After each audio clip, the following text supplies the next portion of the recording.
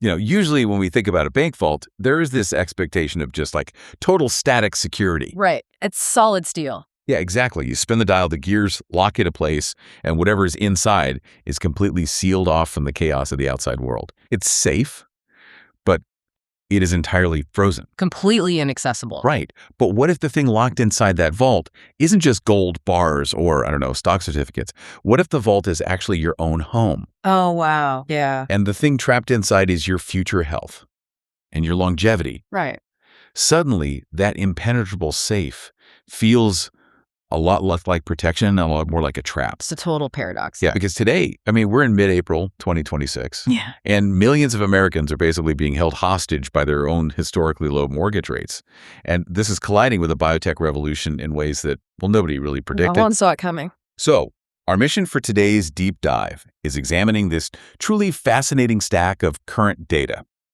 We are going to connect the gridlocked housing market and all these macroeconomic trends with cutting-edge longevity science. Which is moving incredibly fast right now. It really is. And it all culminates in a radical reframing of a very controversial financial tool. Okay, let's unpack this. Well, on the surface, if you look at this stack of sources, mortgage rates and something called cell reset therapy, they seem entirely unrelated. Yeah, completely different world. Right. They look like they belong in completely different disciplines. But when you synthesize this data, they reveal a massive shift in how older generations are going to survive and, actually thrive in a really volatile economy. Okay, but before we can even begin to understand how people are going to fund these extended lifespans, we first have to establish the economic reality of where they actually live. The housing market. Right. And the housing market in April 2026 is it's an absolute paradox. We are looking at the data, and as of mid-April, 30-year fixed mortgage rates are finally showing some slight relief.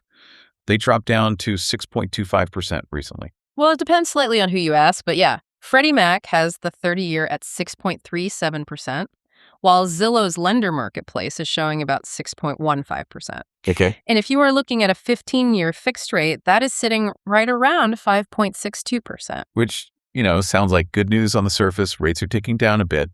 But then you look at the refinance market, and it is effectively closed. Completely dead. Yeah, refi rates are up at 6.78%. So if you are one of those millions of borrowers who secured a sub 3 or 4% rate back in 2020 or 2021, you are locked in. You are not touching that mortgage. Right. And that lock-in effect is really the defining feature of the current housing landscape. Rates are hovering around the low sixes, but the actual number doesn't matter as much as the gap. The gap between what they have and what they get today. Exactly. If you have a 3% mortgage from 2021 and today's rate is 6.5%, that 3.5% gap is a financial moat that you simply will not cross. You just stay put. Yeah, it keeps inventory completely off the market because homeowners simply refuse to trade a historically low rate for a rate in the sixes. And the prices reflect this weird standstill. Nationally, home prices dipped slightly. They were down 0.2% year over year in February. Which is actually a big deal. It is a huge milestone, because that is the first year over year drop we have seen since 2012. Wow. But that national average masks some wild regional disparities. Like, look at the Sun Belt. Cape Coral, Florida is down 9.6%. Ouch. Right. But then you look at Rust Belt cities, and they are surging. Kansas City is up 8.6%, and Pittsburgh is up 5.8%. We are looking at completely different economies depending on the zip code. I mean, the pandemic migration boom pushed prices in places like Florida to just completely unsustainable heights, and now we are seeing the correction. Yeah, the bubble bursting a bit. Yeah, exactly. Meanwhile, the Rust Belt remained relatively affordable, so the limited pool of active buyers is flocking there, which drives prices up. And to understand why we are seeing this broader national gridlock, the sources point to 4 distinct macro forces shaping this spring 2026 reality. Okay, let's go through them. The first, as we mentioned, is the collapsed refinancing market. The second is the Federal Reserve's uncertainty. Right, because entering 2026, the market was incredibly optimistic about multiple rate cuts. I mean, everyone thought we were going back to cheap money. Yeah, well, that optimism is completely gone. A growing number of FOMC members are predicting 0 rate cuts this year. 0. Or at most, 1.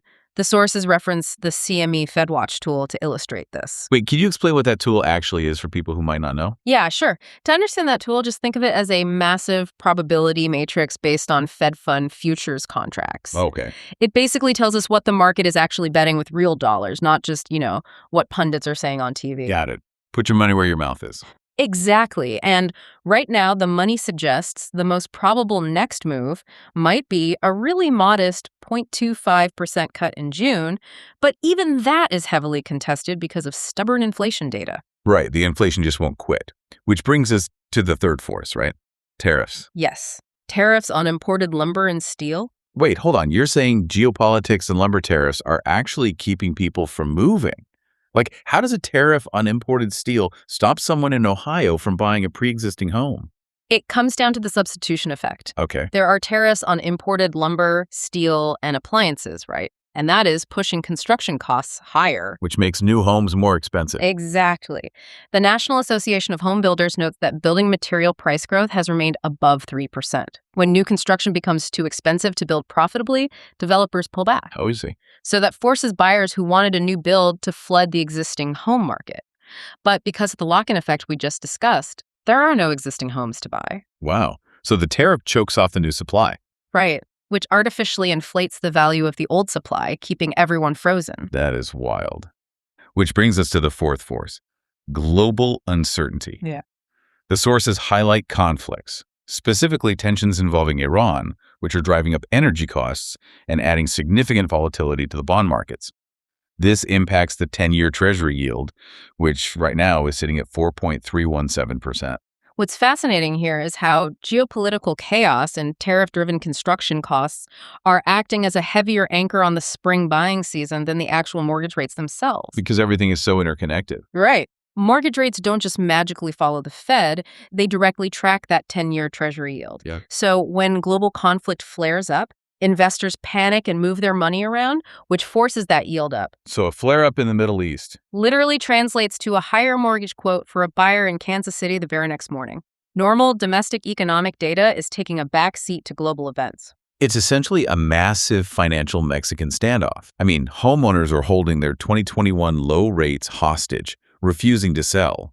Meanwhile, buyers are staring down a gauntlet of tariffs, global uncertainty, and inflated construction costs. Exactly. Nobody wants to make the first move, meaning everyone is stuck exactly where they are. So we have this frozen housing market where seniors refuse to leave. But this creates a totally new, unprecedented problem. How so? Historically, you retired, paid off the house, and lived there for maybe 10 or 15 years.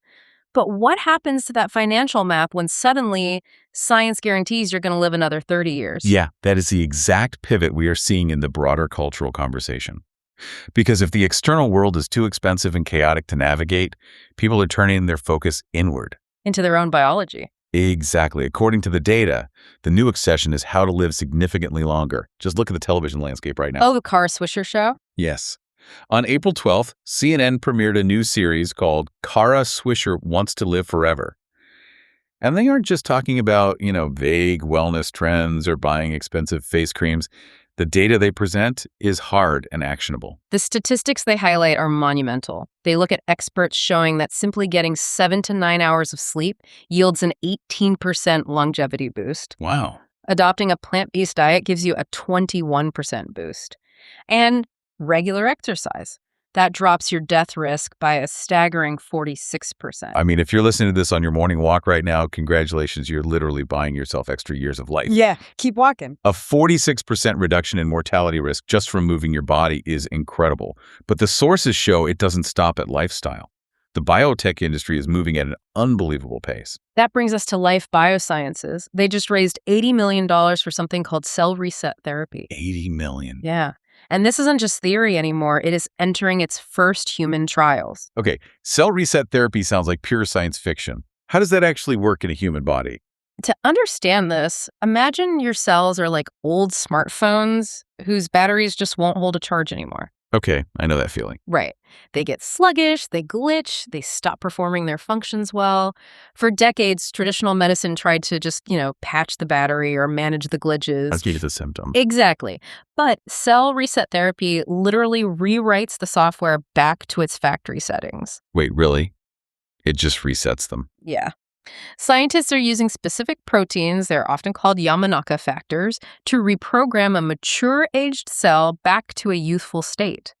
It forces the cell to behave like a young cell again without making it forget its identity.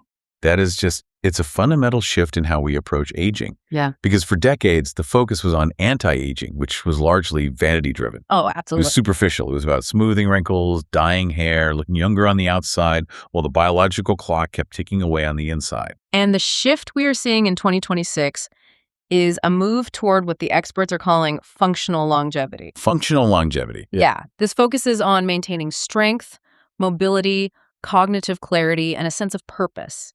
It is about extending the health span, not just the lifespan. So not just adding years, but adding good years. Right. Being able to actually hike with your grandchildren or even great-grandchildren rather than just living longer hooked up to machines in a hospital bed. Well, here's where it gets really interesting because I have to push back on this utopian vision. Go for it. We just spent the first half of this deep dive painting a picture of an economy that is entirely gridlocked. Homeowners are trapped by the lock-in effect. Inflation is stubborn. Tariffs are pushing up the cost of goods. Yeah, the macro picture is tough. So think about a 75-year-old guy right now. Okay. Let's call him Bob. Okay, Bob. Bob is drinking his green smoothies. He's doing his morning Pilates. He is basically biohacking his way to 95. Oh. But every time he opens his property tax bill or sees the price of groceries, his stress goes through the roof. His bank account is draining while his body is thriving. It's a terrifying paradox. How do everyday seniors afford to actually live those extra decades, especially in the high inflation, tariff-heavy economy we just talked about? If we connect this to the bigger picture, that is the exact tension where all of our sources converge. Living longer, extending your functional years, it requires vast resources. It's expensive to be healthy. Incredibly expensive. Staying mobile, affording specialized diets, paying for cutting-edge cell therapies, and keeping your mind sharp for an extra 2 decades takes a lot of money. Yeah. How do you solve the financial puzzle of a 20-year extended lifespan when your wealth is trapped in your house? The answer, according to the data, lies in unlocking the very asset that the macro economy has trapped seniors inside: their home equity. Exactly. Which bridges us to our final and honestly most surprising source. It is about a financial tool that has historically had a pretty terrible reputation. I mean, we all know the late-night TV commercials. Great. For decades, the reverse mortgage has been viewed as a predatory last resort. But spring 2026 is emerging as a uniquely prime window for reverse mortgages. Look at the specific market conditions. That makes no difference. Rates are showing some slight downward movement. Home values are still elevated in most parts of the country.